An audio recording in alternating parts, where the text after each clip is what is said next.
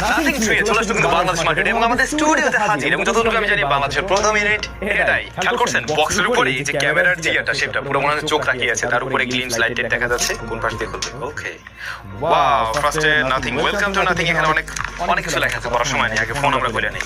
All new design, হ্যাঁ রিয়ার প্যানেলের design আগেরটার সাথে কিছুটা মিল অবশ্যই, বাট নতুনত্ব আছে অবশ্যই। এর বাইরে আর কি কি আছে?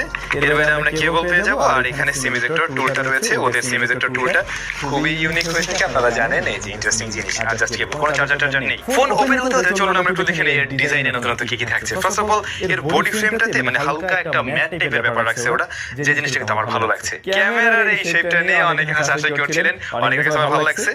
আমি আসলে ছবি দেখে যেমনটা লাগছিল তার চাইতে হাতে নেওয়ার পরে কিন্তু ফিলটা একটু বেটার মনে হচ্ছে, সত্যি বলতে এটাই। আচ্ছা, ঘটনা যেটা ঘটছে, নাথিং এর এই ফোন অন করতে গেলাম, পরে কি আসছে জানেন?